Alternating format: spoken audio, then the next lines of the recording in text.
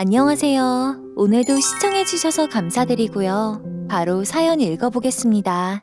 돈이 전부로 보이는 사람들, 돈가스, 결혼 위자료, 전세, 치밀해진 결혼 장사. 돈에 미치면 어디까지 치밀해질 수 있는지.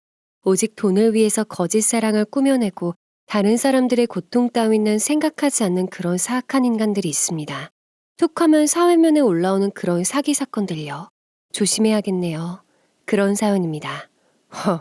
사냥꾼이 타깃을 잡는데 무슨 이유가 필요해? 당한 것들이 멍청한 거지. 나도 왜 너를 선택해서 이렇게 꼬리가 잡혔는지 후회스럽다 진짜. 재수가 없으려니까. 안녕하세요. 경기도에서 여동생과 돈가스 집을 운영하고 있는 30대 후반의 미혼 여성입니다. 3년 전 여동생과 돈가스 전문점을 오픈하고 별별 사건들을 겪었네요. 그리고 그 사건들을 겪으면서 흑기사처럼 나타난 전 남친도 있었죠. 처음부터 작정하고 우연을 필연처럼 만들어 접근한 그들이었습니다. 여동생은 어렸을 때부터 타고난 금손이었습니다. 절대 미각의 소유자인 것도 모자라 자신이 원하는 맛은 어떻게 해서든 만들어내었죠. 대학을 졸업하고 직장 생활을 시작한 여동생은 제부와 연애를 하면서 맛있다는 맛집 탐방을 하고 다녔습니다. 그러더니 어느 순간 바삭한 돈가스의 맛에 빠져버렸죠. 그러더니 특별한 매콤한 소스에 바삭 돈가스를 만들어 매콤 돈가스 전문점을 오픈하기에 이르렀습니다. 매장은 부모님이 5년 전에 신축한 상가 건물이었습니다. 그곳 1층에 오픈하기로 했죠. 언니, 나 좀 도와줘. 나 혼자 하기에는 무리이고 다른 동업자를 끌어들이기도 부담스럽고 언니밖에 없어. 도와줄 거지?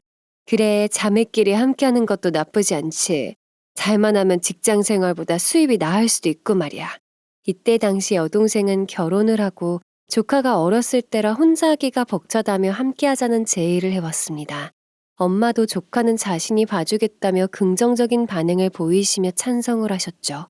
저는 10여 년을 넘게 한 직장에 다니고 있었던 터라 꽤 높은 연봉의 안정적인 직장을 퇴사하기가 쉽진 않았습니다. 하지만 저의 나이 어느덧 30대 중반을 넘어가고 있었던 터라 새로운 일에 도전하는 것도 나쁘지 않다는 생각이 들었어요. 그렇게 저는 여동생과 돈가스 전문점을 운영하게 되었습니다. 처음 해보는 요식업에 제법 신경 쓸 일도 많았지만 새로운 일에 도전하는 것이라 새롭고 삶에 더 활력소가 되는 것 같아 좋았습니다. 가게는 20평 남짓이지만 주방을 빼면 홀은 그리 넓은 편은 아니었어요. 하지만 다른 돈가스 집보다 유난히 바삭하고 시원한 냉면과 함께 먹는 돈가스의 맛은 두어 달이 지나자 입소문이 났습니다. 점심타임과 저녁타임이면 줄을 서서 기다릴 정도로 손님들로 북적북적거렸어요. 그러던 어느 날 호되게 신고식을 치른 날이 있었습니다. 그날도 어느 때와 같이 점심타임이라 밀려드는 손님들이 번호표를 받고 바깥에서 대기 중에 있을 때였습니다. 나이가 지긋하신 남자 손님이 가게 안으로 들어와 큰 소리로 주문을 하기 시작했어요. 여기 돈가스 2개 포장해줘요. 손님, 죄송하지만 대기표 뽑고 좀 기다리셔야 되세요. 다른 손님들도 바깥에서 대기 중에 계십니다. 뭐야, 나 몰라? 나야 나. 당장 내 거부터 포장해달란 말이야. 그 손님은 직원이 몇 번을 설명을 해도 막무가내로 당장 자신의 것부터 포장해달라고 큰 소리를 치기 시작했습니다. 주방에 있던 저와 여동생은 소란스러운 소동에 깜짝 놀라서 홀로 나와 상황을 살폈어요. 그 남자 손님은 자주 오시는 단골 손님이었는데 오늘은 눈동자가 풀리고 발음이 약간 꼬인 게 술을 먹은 것 같아 보였습니다. 저는 동생에게 밀린 주문을 처리하라고 하고 그 손님에게 다가갔어요. 먼저 인사를 건네고 웃으면서 손님에게 다시 정중히 설명을 해드렸습니다. 하지만 그 단골 손님은 오히려 저에게 삿대질까지 하며 화를 내었습니다. 당신 나 몰라? 그래도 내가 여기 단골인데 이렇게 무시해도 되는 거야? 이따위로 장사하면 안 되지? 제가 사장인 것을 알아본 단골 손님은 아예 작정을 한 것인지 더 소리를 높여 요구하기 시작했죠. 다른 테이블의 손님들과 대기 중인 손님들이 웅성웅성하고 있었기 때문에 얼른 조치를 취해야만 하는 상황이었어요. 죄송합니다, 손님. 지금 다른 손님들도 많이 기다리고 계셔서 순서대로 준비해 드릴 테니 밖에서 잠시만 기다려주세요. 하지만 그 손님은 눈까지 부라리며 이제는 손님을 무시하는 거냐며 저를 툭툭 밀치면서 위협적으로 다가오기 시작했어요. 제가 뒤로 밀리면서 이러지 말라고 부탁을 해도 그 손님은 계속 위협하면서 다가올 뿐이었습니다. 입에서는 술 냄새까지 풍기는 것이 도저히 그냥 들어줄 수 없는 상황이란 생각이 들었어요. 저는 재빠르게 직원에게 경찰에 빨리 신고부터 하라고 눈짓을 했습니다. 그때 단골 손님이 저를 툭툭거리자 그 손님의 손목을 탁하니 잡고서 제지하는 남성이 나타났어요. 손목이 잡힌 단골 손님은 기분이 상했는지 이게 누구의 손을 잡는 거냐며 남성을 밀쳤습니다. 순식간에 테이블이 넘어지고 식사를 하고 있던 손님들이 소리를 지르며 밖으로 대피하고 난리도 아닌 상황이 벌어졌어요. 그 와중에도 단골 손님은 그 남성에게 주먹까지 날리면서 횡포를 부렸어요. 다행히 그 남성이 잘 피하면서 다치진 않았지만 대신에 단골 손님이 테이블로 엎어졌습니다. 그 바람에 테이블에 있던 돈가스 소스가 얼굴이고 옷에 튀고 냉면까지 엎어져서 아주 난리도 그런 난리가 없었습니다. 여동생은 아예 주방에서 나와 화가 나서는 머리를 쥐어뜯고 그 광경을 바라보고 있었어요. 가게 안에는 여자들만 있었던 터라 난동 부리는 단골 손님을 저지해보려고 해도 할 만한 사람이 없었습니다. 너 누구야? 감히 나를 건드려? 너 오늘 내가 가만 안 둬. 그렇잖아도 기분이 꿀꿀했는데 너 잘 만났다. 테이블로 엎어져서 소스를 뒤집어 쓴 단골 손님은 아주 눈이 헷가닥 돌아버려 이판사판으로 그 남성에게 달려들었습니다. 남성을 향해 주먹질을 해댔지만 남성은 요리조리 잘 피했어요. 그러자 약이 바싹 오른 단골 손님은 테이블에 포크가 눈에 띄었는지 그것을 낚아채 서는 남성에게 휘둘렀습니다. 위험한 상황에 눈을 질끈 감고 눈을 살며시 떴는데 다행히 그 남성이 포크를 든 단골 손님의 손목을 후려쳐서 포크는 바닥에 떨어졌습니다. 안심을 하는 순간 경찰이 도착했습니다. 단골 손님은 당황하면서 자신을 무시하고 경찰을 부른 거냐며 저희 쪽으로 고개를 휙 돌리더니 가만두지 않겠다고 반협박까지 했어요. 그 눈빛에 등줄기에 식은땀이 흐르면서 음식 장사하면서 별꼴을 다 겪는 것 같아 한숨이 나오더군요. 제가 단골 손님을 막아준 남성에게 다가가 걱정을 하며 물었습니다. 이 남성이 바로 저의 남친이 되기에 바로 호칭을 남친으로 부르겠습니다.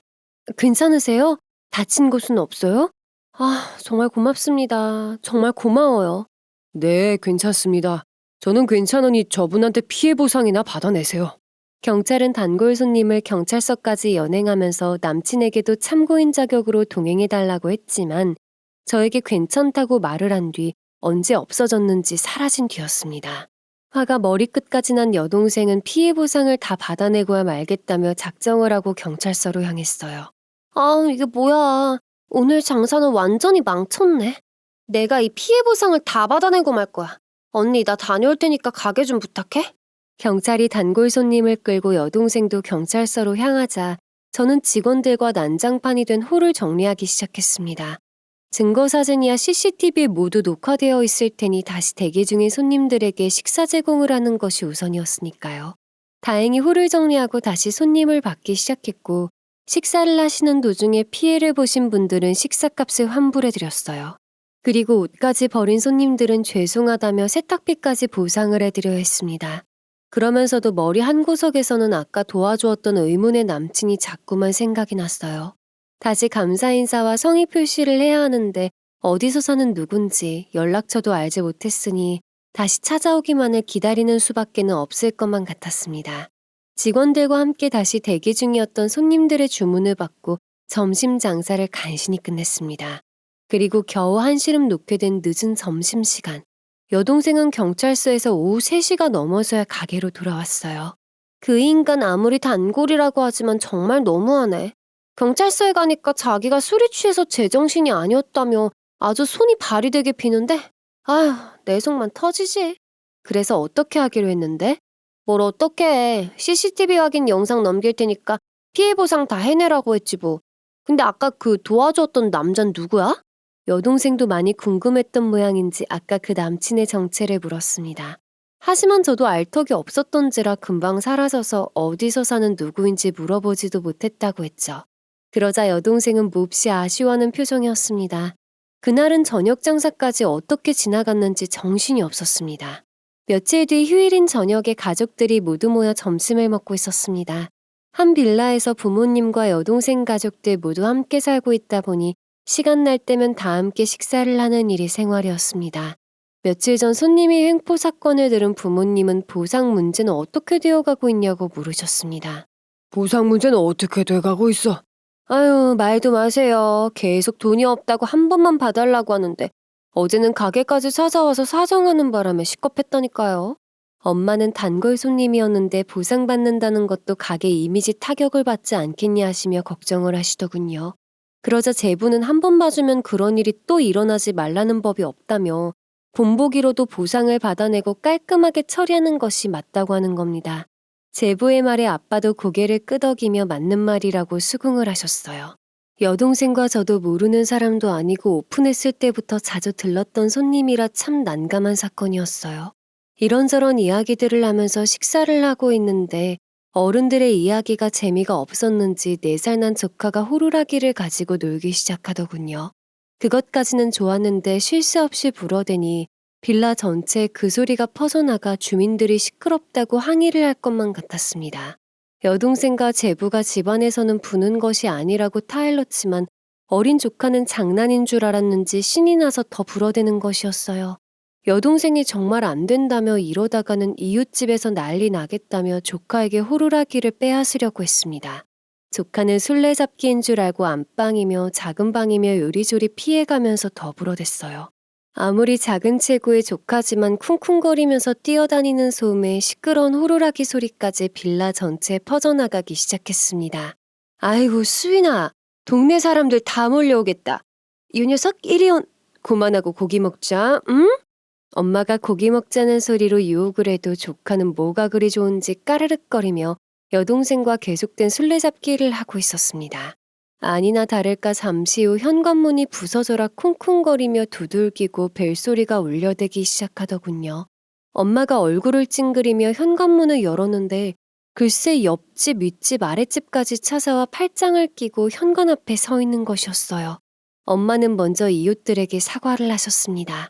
아이고 죄송합니다. 우리 손녀가 아직 어려서요. 금방 조용히 시킬게요. 소란을 피워 미안해요. 오늘뿐만이 아니고 며칠 전에도 툭하면 아이가 쿵쿵거리고 뛰는 바람에 우리 아이가 공부에 집중을 못한다고 난리예요. 우리 집은 수험생이 있으니까 신경 좀 써주세요. 아랫집뿐만이 아니고 윗집에도 소음이 상당하다고요. 특히 그 악기 같은 건 집안에서 다룰 때는 방음 장치를 한 상태에서 다뤄야죠. 그게 기본 매너죠. 낮잠도 못 자겠고 TV 소리도 안 들릴 정도로 시끄럽다고요. 엄마가 몇 번에 미안하다고 사과를 해도 이웃들은 인상을 찌푸리고 그동안 쌓였던 불만들을 모두 하소연을 해댔어요. 아빠까지 현관으로 나가 주의하겠다고 정중하게 사과를 했지만 손주들 교육 똑바로 시키라는 둥 기본 매너도 없고 공동체 의식이 없다는 둥 하면서 계속된 훈계질을 하더군요. 그때 옆집 남친이 혹시 빌라 주인이 아니냐고 묻는 소리가 들려왔습니다. 지금 우리가 살고 있는 빌라는 총 20개의 호수가 2개의 동으로 되어 있는 신축 빌라였어요. 부모님이 건축하고 분양하신 호수는 반 정도 되고 나머지 호수는 대부분 월세나 전세로 임대를 주었습니다. 물론 매매나 관리를 오랫동안 알고 지내온 부동산 중개인께서 해주고 있었지만 가끔은 아빠가 계약건에도 얼굴을 내미실 때가 있어 이렇게 알아보는 분들도 있었던 거죠. 빌라 주인이라는 말에 이웃들은 큰 소리를 높여 하소연하던 것을 멈추고 당황하는 기색이 역력해 보였어요. 우리가 살고 있는 동은 대부분 임대를 준 상태였기 때문에 그들은 지금 집주인에게 찾아와 항의를 했다는 생각에 뻘쭘해진 거였습니다. 하지만 저희 집 부모님은 그런 점을 내세워 이웃들에게 피해를 끼칠 그럴 분들이 아니셨어요. 아, 예. 저희가 주인이라고 해서 이웃들에게 피해를 주면 안 된다고 생각합니다. 시끄럽게 해드려서 정말 죄송합니다. 다음부터는 주의하겠습니다. 주인 어른께서 몇 번씩 사과도 하시는데 그만들 돌아갑시다. 일부러 그러신 것도 아니고 어린아이가 있는 가정에서는 다들 겪는 일 아닙니까? 안 그래요? 서로 좋은 게 좋은 거죠. 이웃끼리 얼굴 붉히고 살 필요는 없잖아요. 남친이 조곤조곤 설득하는 말에 이웃들은 고개를 끄덕이며 자신들이 너무 흥분했다며 되려 사과를 하고는 돌아갔습니다. 거실에서 듣고 있던 저희는 목소리만 들려올 뿐 얼굴을 확인할 수 없어 호기심 어린 관심으로 귀를 기울이며 상황을 듣고 있었어요. 그때 여동생이 눈을 찡그리며 저 목소리 어디서 들어본 목소리라며 아는 척을 하더군요. 그러자 제부가 옆집 이사 온 지 얼마 안 되는 것 같은데 언제 들어봤겠냐며 착각하는 거라고 했습니다. 그때 아빠는 남친과 인사를 하고 고맙다며 혹시 아직 식사 전이면 술 한잔하고 가라며 남친의 집 안으로 들이는 소리가 들려왔습니다. 마침 호기심 가득했던 여동생과 저의 고개가 현관으로 향하면서 집 안으로 돌아오는 그 남친의 얼굴을 보게 되었죠. 그런데 우연히도 이런 일이 일어날 수가 있을까요? 옆집 남성은 바로 며칠 전에 가게 안에서 소동을 제압해 주었던 그 남친이었던 거였습니다. 여동생은 벌떡 일어나서는 이런 우연이 어딨냐며 남친을 반겼어요. 어머, 그때 가게 안에서 도와주셨던 분이 바로 이분이세요. 그런데 저희 집 옆집에 사는 이웃이었어요? 우와, 이런 우연이 어딨어요? 보통 인연이 아닌가 보네요. 그래? 아이고, 고마워요. 그때 정말 신세를 많이 졌다고 하던데 오늘 또 이렇게 신세를 지게 되네요. 어서 앉아요. 미영아, 고기 좀 더 구워라. 얼른. 뜻하지 않게 옆집에 살고 있던 그 남친. 저도 얼결에 일어나 남친을 보며 인사를 나누었습니다. 안녕하세요. 김호준이라고 합니다. 돈가스 사장님을 여기서 뵐 줄은 상상도 못했습니다. 반갑습니다. 그렇게 남친과 가족들이 어울리게 된 식사 자리. 가게에서 도와주었다는 사실 때문인지 부모님은 더욱 친밀감을 가지고 이것저것 물어보기 시작했습니다. 남친은 이곳으로 이사 온 지는 2주 정도 되었으며 저희 돈가스 가게 위층에 있는 부동산 컨설팅 회사가 형님의 사무실이라고 했습니다. 그리고 자신은 법무사로 형님의 고객들을 상대로 일을 한다고 하더군요. 엄마는 호남형의 외모에 말도 싹싹하고 예의도 바른 남친에게 나이는 몇 살이냐, 혹시 미혼이냐까지 물으면서 아주 호구조사하시는데 신이 나신 것 같았습니다. 눈치가 빠른 여동생과 제부는 엄마의 빤히 보이는 행동에 입을 가리고 웃음을 참고 있는 모습이 역력했어요. 요즘 들어 엄마는 괜찮은 남성들에게 먼저 호감을 보이며 사윗감 물색에 재미를 들이신 것 같았습니다. 제 나이가 어느덧 30대 중반을 넘어가고 있었으니 엄마 입장에서는 충분히 그럴 수 있다고 생각했어요. 하지만 저렇게 대놓고 물어보시고 할 때는 저도 정말 얼굴을 들 수 없을 정도로 창피하기도 한 것은 사실이었습니다. 하지만 저도 모르게 귀를 쫑긋하고 엄마의 질문에 답하는 남친의 대답을 듣고 있더군요. 그날 남친은 두 번째 사건까지 저희 가족과 엮이면서 더욱 친밀한 관계가 되었어요. 부모님도 남친의 인상이 좋았는지 돌아간 뒤에도 직업도 괜찮고 성품도 올바른 청년 같다며 얼마나 칭찬을 하던지요. 특히 엄마의 눈이 반짝반짝 빛났던 것은 저만의 착각은 아니었을 겁니다. 그리고 그 다음날 출근을 하려고 현관문을 열었는데 동시에 옆집 문이 열리면서 그 남친이 나오더군요. 안녕하세요. 출근하시나 봐요. 네, 이 시간에 출근하세요? 빨리 나가시네요. 같은 방향이죠? 같이 가실까요? 저희 가게와 남친의 사무실이 같은 건물에 있다 보니 남친과 저는 함께 출근을 하게 되었습니다.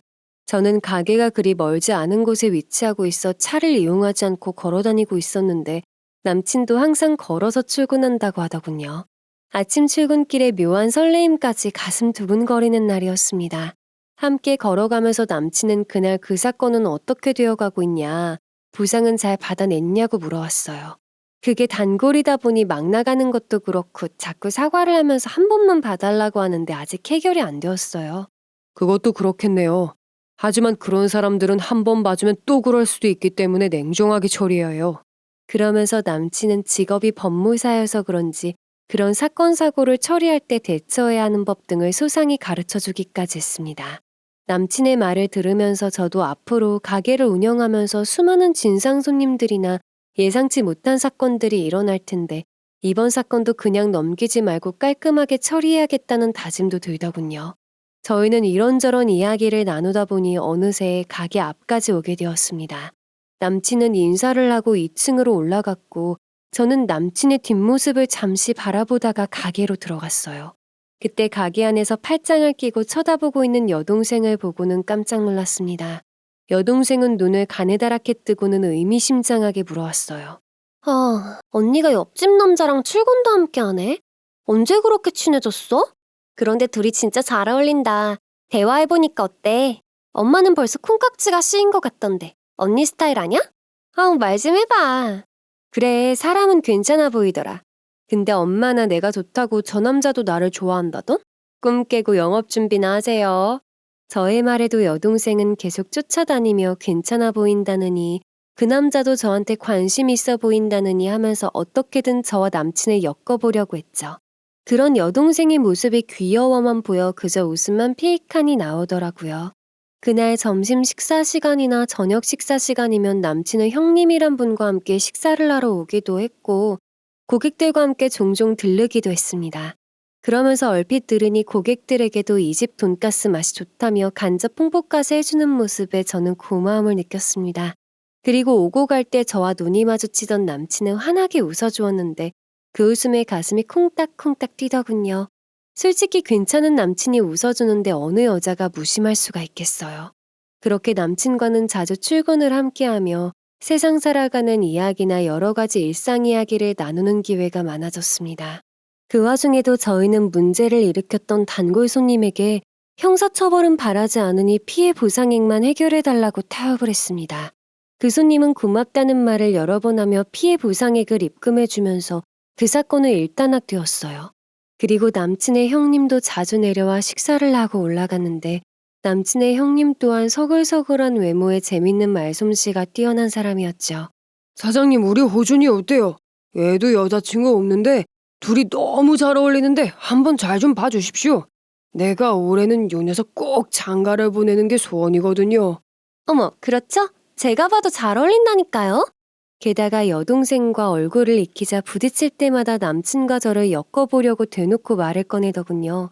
여동생도 이참에 괜찮은 남친에게 저를 시집을 보내려고 작정을 했는지 아주 신이 나서 부채질을 했습니다. 옆에 있던 남친과 저의 얼굴만 빨갛게 붉히는 일이 잦아졌죠. 그리고 남친의 형님은 부동산 관련이나 상가 관리하는 일들도 맡아서 하고 있다며 필요한 일이 있으면 찾아달라고 명함을 주고 가더군요. 남친 형님의 부동산 컨설팅 사무실은 투자 설명회도 자주 하고 있는 규모가 큰 곳이었어요. 보통 부동산 컨설팅 사무실이 사기 사건이 많은 기획부동산이 많아서 인식이 별로 좋지가 않았습니다. 하지만 이곳은 ISO, 국제표준 인증도 받은 곳으로 고객들이 입소문을 듣고 찾아오는 이가 많은 유명한 곳이라고 하더군요. 이 말이 사실인 듯 설명회가 있는 날이면 식사를 하러 내려오는 고객들의 대화 속에서 이유들을 충분히 들을 수가 있었습니다. 난 몇 달 전에 1년째 안 나가서 골치 아프던 주상복합 아파트를 여기서 2주 만에 해결해줬다니까 글쎄. 게다가 내가 원하는 가격보다 5,000원 더 받아줬어. 그런데도 수수료는 너무 착하게 받지 뭐야. 나도 급전이 필요해서 파주의 땅을 내놨는데 요즘 경기가 불황이라 누가 땅 벌어놓은 사람도 없었잖아. 그런데 여기에서 2주 만에 임자를 데려온 거야. 정말 실력 하나는 끝내준다니까. 고객들은 정말 능력 있는 부동산 컨설팅 회사라며 이번에 설명회에서들은 평택부지도 유망했어 보인다고 했습니다. 얼마나 유명한 투자면 컨설팅 회사에 근무하고 있는 직원들까지 투자를 했겠냐면서 투자에 열을 올리며 대화하는 소리들을 들을 수가 있었죠. 이러한 대화들을 귀담아 들은 여동생은 쪼르르 부모님의 귀에도 옮겼고 부모님 또한 남친에게 상당한 호기심을 가지게 되었습니다. 엄마는 아예 사윗감으로 점 찍어 놓으셨는지 가끔씩 밑반찬까지 만들어 남친에게 갖다 주기 시작하셨어요. 그러니 남친도 당연히 엄마에게 잘할 수밖에 없었습니다. 남친은 맛있는 반찬을 얻어먹어 고맙다며 과일이며 케이크이며 종종 사들고 방문했고 당연히 가족들과도 더욱 얼굴을 익히고 친해질 수밖에 없었죠. 그러던 중에 부모님이 믿고 상가와 빌라 관리를 맡기셨던 부동산 사장님이 지병으로 쓰러져 병원에 입원하는 일이 벌어졌습니다. 부동산 사장님은 연세도 많으셨던 터라 문병을 다녀온 아빠는 크게 걱정을 하셨어요. 이를 어쩐다. 10여 년을 그분 덕분에 손쉽게 관리를 할 수가 있었는데 다른 부동산 업체를 찾아봐야 할 것 같아. 그러게요. 옆집 형님이 부동산 중개인이라면서요. 미영아, 너네 가게 위층에 있다고 했지? 저번에 지영이가 말하는데 꽤 실력도 좋고 평판도 좋다고 하던데 어떠니?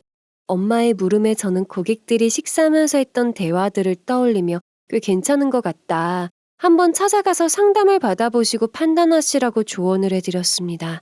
상가나 빌라를 관리하는 일은 임차인들과 일일이 상대하면서 관리를 하면 많이 피곤한 일이었어요. 그런데 중간에 부동산 중개인이 관리 일을 해주면 더욱 신뢰가 가는 것뿐만이 아니고 매매가 있을 때도 모든 것을 알아서 거래를 성사시켜주기 때문에 건물주들이면 대부분 부동산 중개사무실에서 관리 일까지 맡아서 처리해주고 있었습니다. 부모님은 다음날 남친의 형님이 운영하고 있다는 부동산 컨설팅 사무실을 찾아가 상담을 받으시고 오셨어요. 그리고 다른 지인분들에게도 그곳의 평판이나 소문 등을 묻고 참고하셨습니다.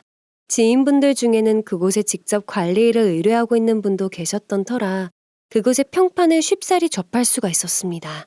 나도 그곳에 몇 달 전부터 맡기고 있는데 싹싹하니 일처리도 깔끔하고 저쪽 동네 안 나가던 빌라 물건도 단기간에 해결해 주어서 얼마나 속이 시원한지 몰라요. 강 사장도 걱정 말고 맡겨보세요. 아마 후회는 안 하실 겁니다. 부모님의 지인도 근처에 상가 건물을 가지고 있어 그곳의 사무실에 맡겼는데 일처리가 마음에 쏙 든다며 흡족해 하셨어요. 그리고는 부모님에게도 멀리 가서 찾지 말고 그곳에 맡겨도 후회는 안 할 거라며 적극적으로 추천을 하셨죠. 이에 부모님은 다시 한번 부동산 컨설팅 사무실에 찾아가 상가 관리와 빌라 관리에 대한 일들을 꼼꼼하게 상담받고 오셨습니다. 그리고 두 분이 집에 돌아와 상의하신 끝에 한번 맡겨보자고 결정을 하셨죠. 그리고 남친의 형님과 세부적인 문제와 수수료까지 의논을 마치고 관리 일을 일임하게 되었습니다. 그리고 감사의 표시로 남친 형님이 식사에 초대를 했고 가족들과 더욱 가깝게 지내는 사이가 되었습니다. 더군다나 남친의 형이 상가와 빌라를 잘 관리해주고 있었던 터라 부모님의 믿음은 더욱 견고해졌죠. 그러는 사이 출근도 자주 하게 되면서 저와도 더욱 가까운 사이가 되어갔습니다.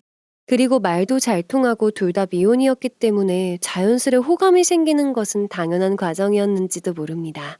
6개월의 만남 속에서 저희는 어느새 친구에서 연인의 관계로 발전을 하게 되었어요. 그리고 남친은 프로포즈를 해왔습니다. 자기야, 우리 같은 인연이 어딨어. 내가 옆집으로 이사를 오게 된 것도 그렇고. 남친의 프로포즈 소식에 부모님과 여동생은 그럴 줄 알았다며 박수까지 치면서 좋아했습니다. 아직까지 남친과 남친 형님의 직업적인 모습이나 인간적인 면을 지켜봐왔던 가족들은 이제야 제가 천생연분을 만났다면서 반가워했죠. 물론 저도 그동안 지켜봐왔던 남친의 이미지가 너무 모범적이었고 성실했으며 능력이 뛰어났기에 그를 거부할 이유가 없었습니다. 소식을 들은 남친의 형님도 기뻐하며 과일 바구니를 사들고 집으로 찾아와 부모님께 인사까지 드렸어요. 얼마나 기다렸던 소식이었는데요. 사돈 어르신들의 인품이야 제가 이미 겪어봐서 훌륭하신 분들임을 알고 있고 미영 씨 또한 인물이며 성격이며 뭐 하나 빼놓을 수가 없는데 재수 씨가 된다고 하니 기쁠 따름이죠. 아유, 무슨 말씀을요. 저희가 오히려 이렇게 성실하고 똑똑한 사위를 얻게 돼 어찌나 기쁘던지요. 남친의 형님과 부모님은 양가의 기쁜 소식이라며 좋아하셨습니다. 그리고 남친의 부모님도 소식을 듣고 너무 좋아하셨다며 언제 얼굴을 보여줄 거냐며 물으셨다고 합니다. 부모님은 서로가 결혼을 하기로 마음을 먹은 이상 미룰 이유가 없다며 조만간 내려가 인사를 드리고 상견례 날짜까지 잡자고 하셨어요. 남친의 부모님은 경기도의 시골 마을에서 조용히 노년의 삶을 살아가신다고 했어요. 아버님은 보일러 대리점을 하면서 두 형제를 키우셨는데 이제는 소박하게 텃밭을 가꾸는 게 일상이라고 하셨습니다. 2주 후 남친의 집에 인사를 하러 찾아갔는데 시골 마을의 작은 농가주택이라고 들었던 집은 고즈넉한 산 아래 마을에 자리 잡고 있는 기품 있는 고택이었습니다. 뜰에는 정성스레 가꾸어진 정원이 마치 지역에서 한 자리 꿰차고 있는 지역 인사의 집인 양 보였죠. 게다가 차 소리에 마중 나오신 남친의 부모님도 세련된 인상의 소유자들이셨습니다. 하지만 세련된 인상과는 달리 저희를 맞아주시는 태도는 굉장히 호의적이고 다정하셨어요. 아이고 어서 와요. 정말 반가워요. 호준이가 아가씨 칭찬을 얼마나 하든지 실제로 보니까 들은 것보다 더 곱고 이쁘네요. 정말 이쁘죠? 제가 아빠 닮아서 여자 보는 눈이 높다니까요. 남친의 너스레와 남친 엄마의 반가움에 저도 덩달아 기분이 좋아져 살짝 긴장했던 것이 풀리는 느낌이었죠. 남친의 아버지도 정말 자상하게 챙겨주시면서 자신들이 형제만 있어 재미가 없었는데 앞으로는 딸 같은 며느리로 잘 지내보자고 하셨습니다. 그리고 고풍스런 고택의 뒤편에 있는 텃밭에서 정성스레 키운 싱싱한 야채로 만든 샐러드와 스테이크를 구워주셨습니다. 시골 풍경에 운치 있는 고택에서 먹는 식사는 어디 소문난 인스타그램에 소개된 맛집에서 먹는 것 같은 느낌을 주더군요. 특히 남친의 어머니는 이것저것 챙겨주시는 데다가 너무나 다정해서 편안하게 식사를 할 수가 있었어요. 식사를 다 마친 후에는 집 구경을 시켜준다며 남친이 이리저리 저를 데리고 다니기 시작했어요. 고택은 생각보다 별채도 있어 넓었고 조경이 굉장히 잘 가꾸어져 있어 전문인의 손길을 느낄 수가 있었습니다. 시골집이라는 것이 믿겨지지 않을 만큼 상당히 관리가 잘 되어 있네. 조경은 어떻게 관리하길래 이렇게 멋져? 1년에 한 번 조경사를 부르기도 하지만 아버지가 워낙 손재주도 좋으신 데다가 조경의 조예가 깊으셔. 남친의 말을 들으며 쭉 훑어본 고택과 정원은 아무리 봐도 평범한 시골 생활로 보이진 않았어요. 그때까지만 해도 시댁이 잘 살고 여유가 있어서 나쁠 건 없다고 생각을 했었죠. 결혼해서 사는 친구들이 시부모님의 노후 생활비를 드리고 있어 등골이 휜다는 말을 들을 때가 많았거든요. 그러니 차라리 그런 면에서는 경제적으로 여유가 있는 것이 낫다는 생각이 들었던 거였어요. 집 구경을 다 하고 다시 집 안으로 들어서자 다 함께 차를 마시면서 상견례 날짜도 빠른 시일 안에 잡자고 제안을 하셨습니다. 자신들은 아무 때나 좋으니 저희 쪽에서 편한 날짜와 장소를 말해주면 준비하시겠다고 하셨죠. 그런 점에서는 까다롭지 않으시고 성격도 너그러우신 것 같아 안심이 되었어요. 그리고 부모님과 상의한 날짜에 상견례는 모두가 기분 좋게 식사를 하면서 화기애애한 말들이 오고 갔습니다. 그 자리에는 남친의 형수님도 나와서 처음 얼굴을 보게 되었어요. 약간 의외였던 점은 형수란 사람이 표정이 없고 말도 없이 조용히 자리만 지키고 있었다는 점이었죠. 상견례가 끝나고 제가 남친에게 형수님에 대해서 조심스럽게 물었습니다. 형수님은 어떤 분이셔? 저번에 상견례에서 보니까 말도 없으시고 하던데 혹시 까다로우신가? 이제 자주 형님이라 부르면서 가깝게 지내야 할 텐데 은근히 걱정이 되네. 형수님 성격이 좀 내성적이고 조용한 타입이라 우리 가족 간에도 떠들썩하게 지내는 것을 별로 안 좋아하셔. 외향적이고 활달한 성격의 형과는 정반대여서 형도 좀 힘들어하는 편이야. 남친은 형수님의 성격이 워낙 내성적이라 어울리기 힘들 거라고 하더군요. 그리고 형수님은 시댁 행사에는 거의 참석을 안 하고 집에서 조용히 기도만 하고 있다고 했어요. 그때는 절실한 기독교 신자인가 그렇게만 생각하고 무심히 흘러들었습니다. 어차피 저도 바쁘게 가게를 운영하고 있으니 부딪힐 일이 별로 없을 거라고 생각을 했거든요. 상견례가 끝나고 신혼집은 남친의 집에 저의 살림만 들어가면 되어서 복잡할 일은 없었어요. 어쩌면 친정과 바로 마주하고 있어서 그 점이 장점이자 단점이 될 수도 있을 것 같았습니다. 친정이 코앞인데 좋아할 시댁은 없었지만 남친의 부모님은 오히려 그 점을 다행이라 여기셨어요. 사돈댁이 바로 앞이라 애들이 잘못하는 것이 있으면 바로잡아 줄 수도 있고 어려운 일이 있으면 도울 수도 있으니 참 좋으네요.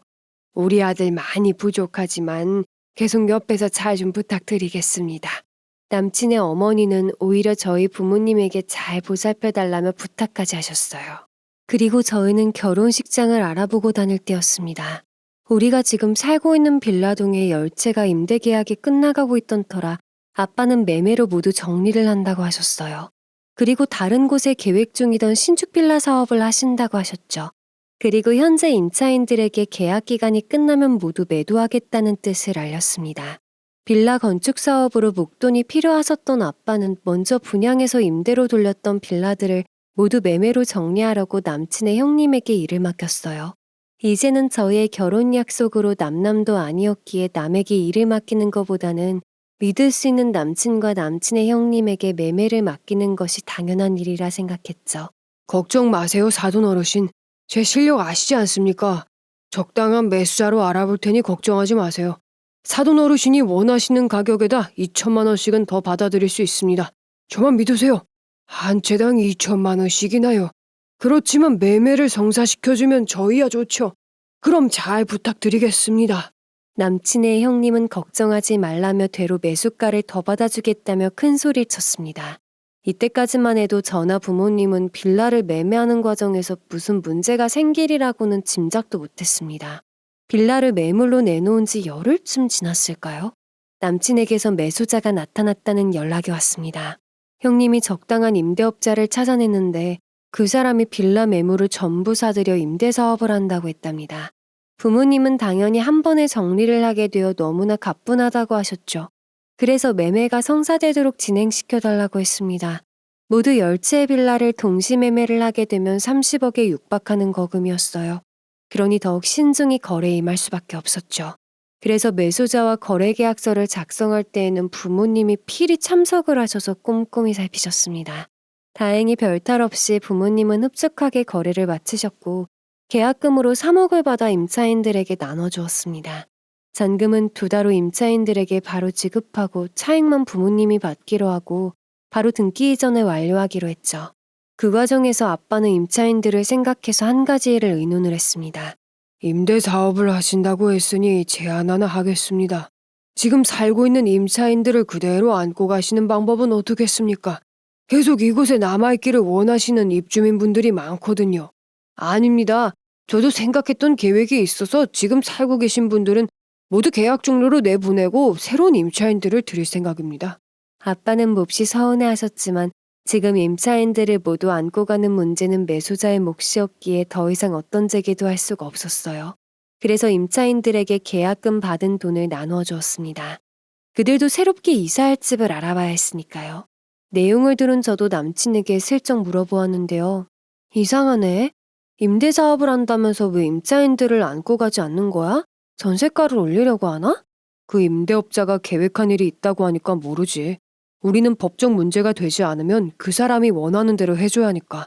빌라 매매도 계약이 성사가 되었겠다. 부모님은 신축 공사를 하기 위한 물밑 작업들을 시작하셨어요. 저도 여동생과 돈가스 가게 일하랴 남친도 만나면서 결혼식 전에 준비할 것들이 많아 의논을 하며 보냈습니다. 그러던 어느 날 한창 점심 장사가 끝난 타임에 좀 쉬려고 하는데 모르는 번호로 전화가 걸려왔습니다. 이상한 전화일까 싶어 받지 않으려 했으나 계속 울려대는 통에 할 수 없이 받을 수밖에 없었죠. 그런데 뜻밖에도 남친의 형수라는 사람이었습니다. 꼭 해줄 말이 있다면서 잠시 만날 수 있냐는 내용이었어요. 무슨 일 때문이냐고 묻자 자신을 안 만나고 그대로 결혼하면 평생 후회한다는 충격적인 말을 하더군요. 아무에게도 알리지 말고 혼자만 나오라는 이상하고 황당한 전화를 받은 저는 무슨 내용인지 드러나 보자는 심산으로 약속한 장소로 나갔습니다. 먼저 나와 앉아있던 남친의 형수님은 제가 다가가자 여전히 표정이 죽은 사람처럼 고개를 끄덕이며 인사를 한 뒤 자리에 앉으라는 말을 했습니다. 자리에 앉아 남친의 형수님의 얼굴을 이리저리 살펴보는데 먼저 말을 꺼내더군요. 상견례 자리에서 보고 아가씨는 좀 다르구나는 생각을 했어요. 내 남편과 도련님을 믿으세요? 그들은 아가씨와 아가씨의 가족들뿐만 아니라 수많은 사람들을 속이고 있는 사기꾼들입니다. 그들의 겉모습에 결코 속아 넘어가지 마세요. 대뜸 남친과 그 가족들을 사기꾼이라면서 믿지 말라는 말을 꺼낸 그녀는 남친이 저와 저희 가족들의 부동산을 노리고 계획적인 접근을 했다고 하더군요. 그 사실을 어떻게 믿죠? 만약 그것이 사실이라면 그러는 당신은 왜 아직 부부로 살고 있는데요? 제가 믿어야 할 이유와 증거를 보여주세요. 제가 못 믿겠다는 말을 하며 증거를 보여달라고 요구했습니다. 그녀는 자신도 그렇게 당했다며 자신의 친정도 그렇게 당해 지금 쓸모없는 땅에 속아서 투자한 종이 쪼가리만 남았다고 하소연을 하더군요. 자신의 명의뿐만 아니라 친정 부모님의 명의까지 도용해서 수많은 부동산 사기를 저지르고 있다고 폭로했습니다. 그것도 모자라 노숙자나 파산자들에게까지 접근해서 매수자로 둔갑시켜 매매를 성사시킨 뒤 잔금을 가로채서 사기를 친다고 하더군요. 믿기지 않는 말에 경찰들은 무슨 바보냐. 그런 사기를 치고 다니는데 어떻게 아직까지 멀쩡히 생활할 수가 있느냐 따졌어요. 그러자 그녀는 한심하다는 듯이 믿거나 말거나 했지만 곧 저희도 그렇게 당할 거라고 비웃더군요. 나중에 땅을 치며 후회하지나 말라고요. 내가 그 인간에게 당하고 그래도 부부로 산 정이 있어서 인간 하나 회개시켜 보려고 아직까지 불철주야 기도를 올렸어요. 그런데도 회개가 안 되는 인간이더라고요. 그래서 이제는 포기하려고요. 지금 이혼소송 준비 중에 있어요. 그리고 내미는 핸드폰 속에는 며칠 전에 접수시킨 고소장이 찍혀 있었습니다. 아마 며칠 후면 남친의 집이 발칵 뒤집힐 거라면서 자신은 경고를 냈으니 판단은 저보고 알아서 하라더군요. 그녀가 떠나고 저는 자리에서 한참을 멍하니 앉아있어 했습니다. 저 여자도 회견이 뭐냐는 말들을 하는 것 보니 제정신이 아닌 것 같아 보였거든요. 그리고 아직까지 저나 가족들에게 했던 모든 말과 행동이 전부 거짓이었다는 것을 어찌 믿을 수가 있었겠어요. 더군다나 결혼까지 약속한 사이인데 말이죠. 이 상황을 어떻게 받아들여야 할지 정신이 멍해왔어요. 일단 집에 돌아가서 부모님과 의논을 해야겠다는 생각뿐이었습니다. 재결혼도 중요하지만 당장 부모님의 빌라 10채의 매매 잔금일이 몇 주 안으로 다가와 있는 상태였으니까요. 가게로 돌아와 저녁 장사를 하는 동안에도 정신은 온통 낮에 들었던 말로 혼란스러웠습니다. 제가 건성건성 일을 하고 있는 것을 눈치챈 여동생은 무슨 일이 있냐고 심각하게 물어왔어요. 언니, 아까 나갔다 오더니 누구 만나고 왔길래 얼굴이 그 모양이야? 어디 그 얼굴이 결혼할 여자 행복한 얼굴이냐고. 어서 말해봐, 무슨 일이야? 너도 이따가 제부랑 집으로 건너와. 중요하게 할 말 있어. 여동생은 궁금해서 못 참겠다는 듯 계속 물어왔지만 저는 집에서 말해주겠다며 말을 아꼈습니다. 그리고 드디어 저녁 장사가 모두 끝나고 가족들과 빙 둘러앉은 거실 안. 난데없는 가족회의 호출에 부모님도 여동생과 제부도 도대체 무슨 일이냐며 재촉하며 물어왔어요. 저는 침착하게 낮에 남친의 형수님과 만나 들었던 이야기들을 그대로 이야기를 했습니다. 가족들도 당연히 믿기지 않는다는 표정이었죠.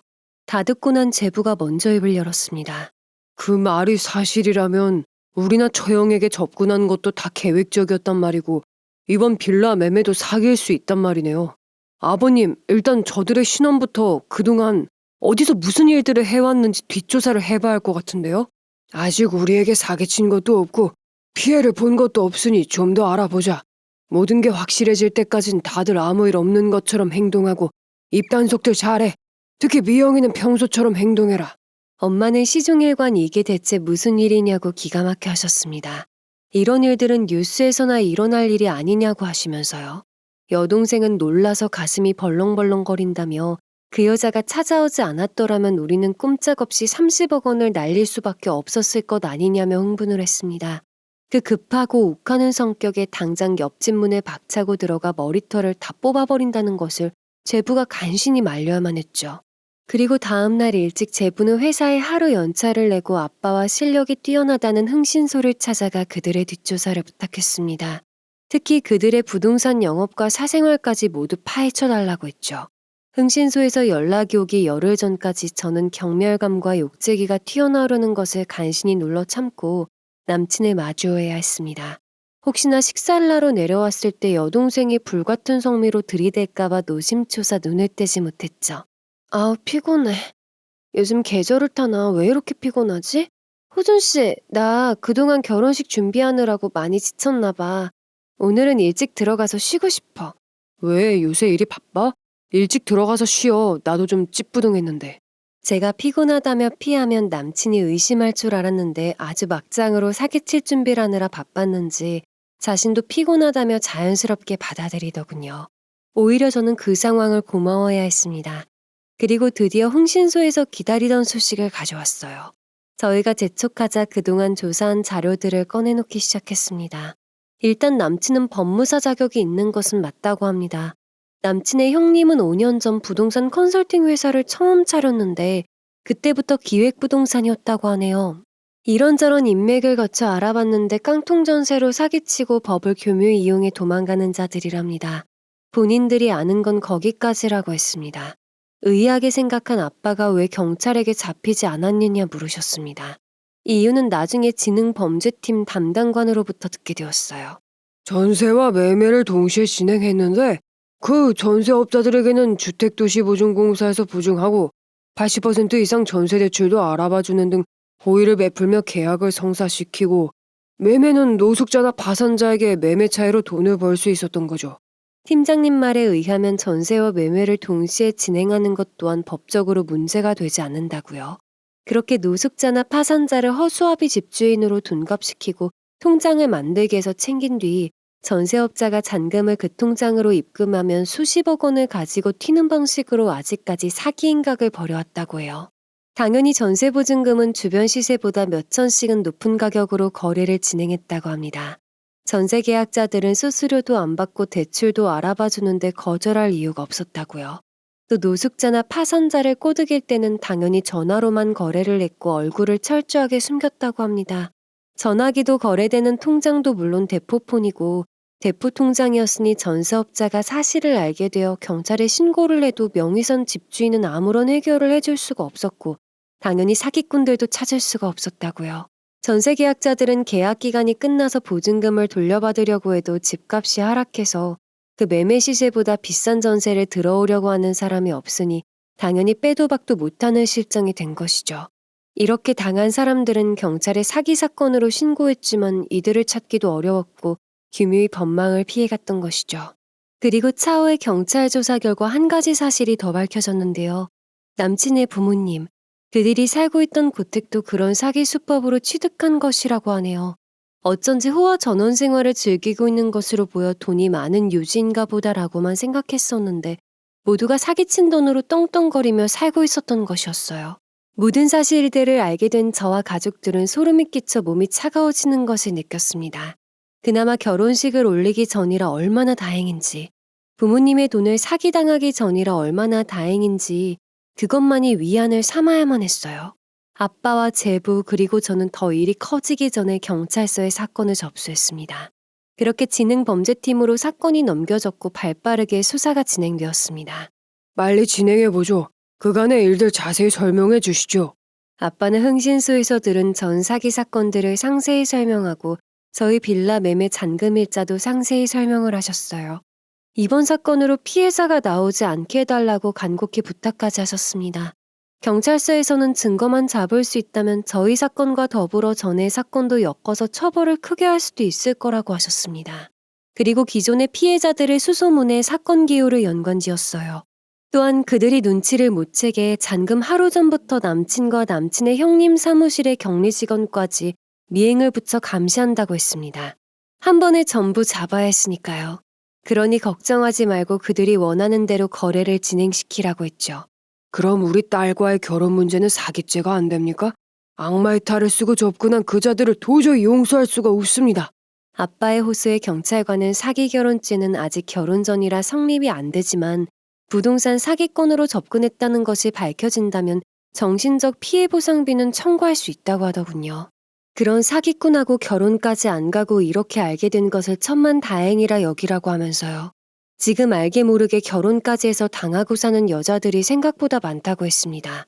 그리고 저희는 경찰관에게 다시 한번 확답을 받고서야 집으로 돌아올 수가 있었어요. 그리고 피말리는 몇 주가 지나고 빌라 매매 잔금일이 다가왔습니다. 물론 아빠는 불안한 마음에 하루 전날에 경찰서에 다시 한번 전화를 하셔서 확인을 하셨습니다. 걱정 마세요. 지금부터 바로 미행을 붙일 거니까요. 내일 그들이 허수아비 집주인들을 내세워 신규 전세자들에게 보증금을 받게 해서 튀어도 어디에 있는지 바싹 붙어 있을 테니까 걱정하지 마세요. 지능범죄팀에서는 10명 이상의 경찰관들을 곳곳에 배치해서 잠복 중이었습니다. 그리고 잔금 당일 저는 아무렇지도 않게 아침 출근길에 남친과 함께 했습니다. 평소처럼 대화를 나누려 노력하며 표정 관리를 해야만 했죠.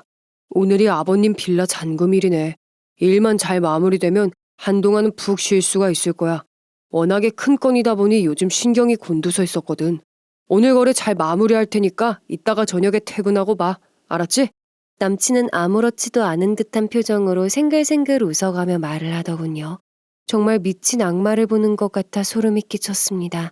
꾹 눌러 참고 잘 부탁한다며 손까지 흔들어주고 나서야 가게 안으로 들어갔어요. 그리고 다시 나와 여동생과 눈짓을 주고받으며 아무렇지도 않은 듯 오픈 준비를 했습니다. 신경은 온통 10시에 이루어지는 매매에 가 있었죠. 대망의 10시. 벽이 걸린 시계에서 바늘이 찰칵찰칵 움직이는 소리가 유난히 크게 들려왔습니다.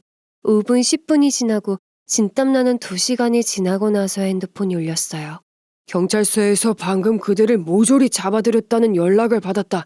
그들이 정말로 전세 보증금을 집주인에게 주지 않고 그대로 인출해서 빠져나간 것을 확인하고 잡은 모양이다. 바로 경찰서로 올 수 있지? 아빠의 전화에 저는 긴장이 풀려서 주저앉을 수밖에 없었어요. 옆에서 귀를 쫑긋거리며 듣고 있던 여동생은 저를 부추기고는 얼른 가자며 차에 시동을 걸었습니다. 경찰서에 무슨 정신으로 도착을 했는지도 모르게 가보니 부모님은 벌써 와 계셔서 그것들의 멱살을 잡고 있었습니다. 그리고 소식을 듣고 달려온 전세업자들과 허수아비로 세워놓은 집주인들마저 그들의 목을 조르고 있었죠. 그야말로 경찰서 안은 아수라장이 되어 있었습니다. 서로가 머리채를 잡고 멱살까지 잡고 흔드는 통에 경찰들은 그만하라고 소리를 치고 있었죠. 그 중에는 빌라 10채를 임대사업을 한다고 했던 매수인도 한패였는지 무릿속에 섞여 있더군요. 저도 손에 힘을 바짝 주고 남친이었던 그 잡것에게 다가가 싸다구부터 날렸습니다. 차악하고 울려 퍼지는 소리에 잠시 경찰서 안이 조용해지기도 했었죠. 그리고 있는 힘껏 반대쪽 뺨도 올려쳤습니다. 그러자 남친이 핏발선 눈으로 노려보며 이게 누구 얼굴에다 손을 대냐고 소리치더군요. 이건 내 부모님 등쳐먹을 생각한 값이고 이건 죄 없고 돈 없는 사람들 등쳐먹은 값이다. 왜? 이유나 말해봐. 왜 나였고 우리 가족이었는지. 사냥꾼이 타깃을 잡는데 무슨 이유가 필요해? 당한 것들이 멍청한 거지. 나도 왜 너를 선택해서 이렇게 꼬리가 잡혔는지 후회스럽다 진짜. 아이, 재수가 없으려니까. 그리고는 그 잡것들은 경찰에게 오히려 대들면서 따지기까지 했습니다. 이거 안 풀어? 대한민국 경찰들이 법도 제대로 모르고 엄한 사람들 이리 끌고 와도 되는 거야? 법에 어긋나는 일은 하나도 하지 않았는데 당장 증거 내놔 보라니까. 그 잡것들은 먼저 사기 사건과 같이 아무런 죄가 성립되지 않을 거라 굳게 믿고 경찰서에서 엄한 사람을 잡아왔다고 큰소리를 쳤어요. 경찰들은 전에 피해자들이 고소한 사건부터 이번 사건까지 모조리 싸잡아 범죄 단체 조직죄로 묶어 바로 구속을 시켰습니다. 그 사기꾼들은 말도 안 되는 죄목이라며 항의를 했어요. 그것들은 이 사기극을 벌이기 위해 가게에서 일어났던 사건들을 흑기사처럼 나타나서 해결해주는 척 호의를 베풀었던 거라고 하더군요. 그래야 저나 가족들이 의심 안 하고 호의를 인연이라 생각하고 받아들일 거라고 계산했던 거였죠. 정말 그들의 수법은 우리가 생각하는 상상 그 이상으로 악질이었습니다. 아빠와 저는 변호사를 찾아가 남친을 고소하고 정신적 피해 보상비를 청구했습니다. 당연히 남친은 유치장에 철창을 붙잡고 개풀 뜯어먹는 소리라며 헛웃음을 날렸죠. 위자료? 우리가 결혼을 했어? 뭘 했어?